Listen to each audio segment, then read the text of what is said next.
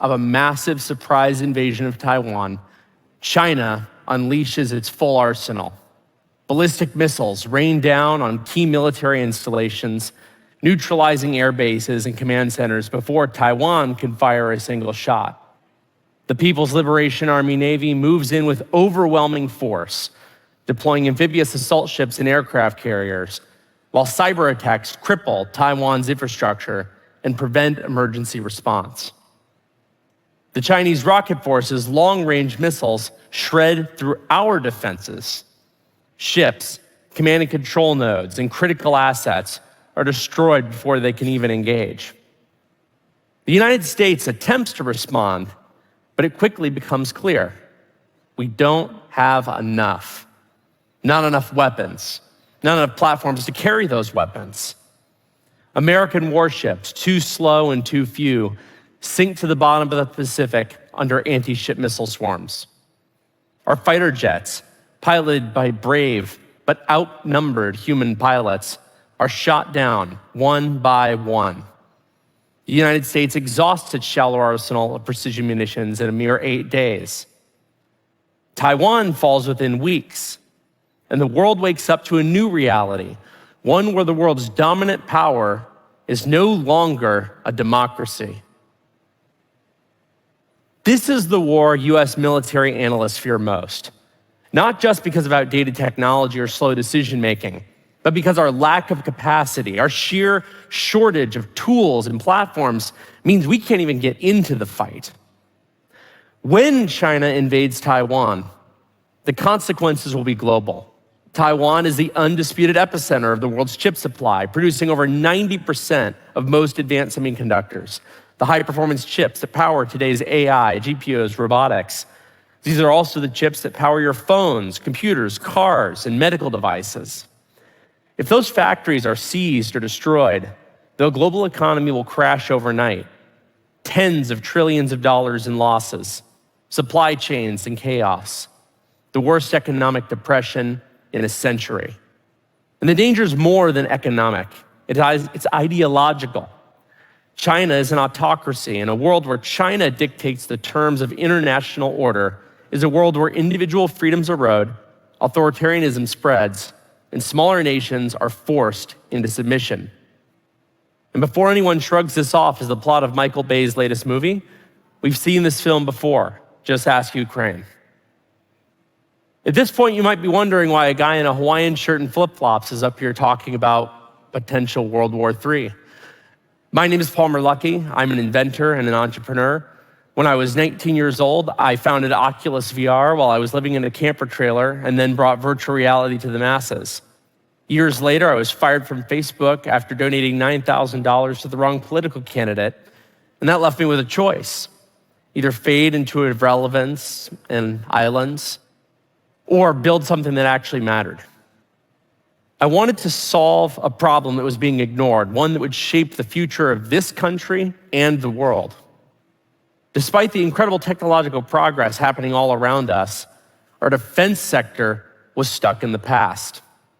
The biggest defense contractors had stopped innovating as fast as they had before, prioritizing shareholder dividends over advanced capability, prioritizing bureaucracy over breakthroughs. Silicon Valley, which was home to many of our top engineers and scientists, had turned its back on defense and the military writ large, betting on China as the only economy or government worth pandering to. Tech companies that once partnered with the military had decided that national security was someone else's problem. The result: your Tesla has better AI than any US aircraft. Your Roomba has better autonomy than most of the Pentagon's weapon systems. And your Snapchat filters, they rely on better computer vision than our most advanced military sensors. Now, I knew that if both the smartest minds in technology and the biggest players in defense both deprioritized innovation, the United States would forever lose its ability to protect our way of life. And with so few willing to solve that problem, I decided that I would try my best. So I founded a company called Anduril, not a defense contractor, but a defense product company. We spend our own money building defense products that work rather than asking taxpayers to foot the bill. The result is that we move much faster and at lower cost than most traditional primes. Our first pitch deck to our investors, who are very aligned with us, said it plainly. We will save taxpayers hundreds of billions of dollars a year by making tens of billions of dollars a year. Now, while we make dozens of different hardware products, our core system is a piece of software, an AI platform called Lattice, that lets us deploy millions of weapons without risking millions of lives. It also allows us to make updates to those weapons at the speed of code, ensuring we always stay one step ahead of emerging and reactive threats. Another big difference is that we design hardware for mass production using existing infrastructure and industrial base. Unlike traditional contractors, we build, test, and deploy our products in months, not years. That approach has allowed us in less than 8 years to build autonomous fighter jets for the United States Air Force, school bus-sized autonomous submarines for the Australian Navy, and augmented reality headsets that give every one of our superheroes superpowers, to name just a few. We also build counter-drone technology, like Roadrunner here, which is a twin turbojet-powered reusable counter-drone interceptor that we took from napkin sketch to real-world combat-validated capability in less than 24 months. And we did it using our own money. Now, coming from a guy who builds weapons for a living, what I'm about to say next might sound counterintuitive to you. At our core, we're about fostering peace. We deter conflict by making sure our adversaries know they can't compete. Putin invaded Ukraine because he believed that he could win. Countries only go to war when they disagree as to who the victor will be. That's what deterrence is all about. Not saber rattling, making aggression so costly that adversaries don't try in the first place. So how do we do that? For centuries, military power was derived by size. More troops, more tanks, more firepower. But over the last few decades, the defense industry has spent far too long handcrafting exquisite, almost impossible to build weapons. Meanwhile, China has studied how we fight, and they've invested in the technologies and the mass that counter our specific strategies. Today, China has the world's largest navy, with 232 times the shipbuilding capacity of the United States, the world's largest Coast Guard, the world's largest standing ground force, and the world's largest missile arsenal, with production capacity growing every single day. We'll never meet China's numerical advantage through traditional means, nor should we try. What we need isn't more of these same systems. We need fundamentally different capabilities.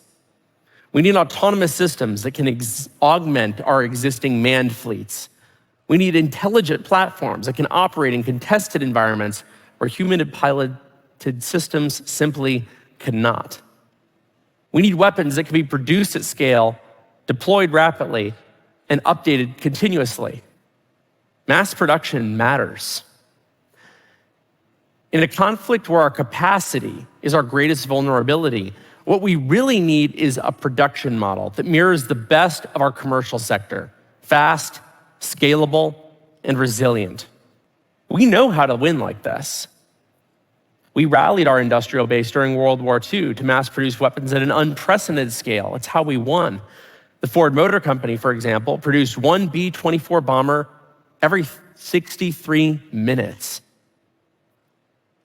But to actually achieve the benefits of these mass-produced systems, we need them to be smarter. This is where AI comes in. AI is the only possible way we can keep up with China's numerical advantage.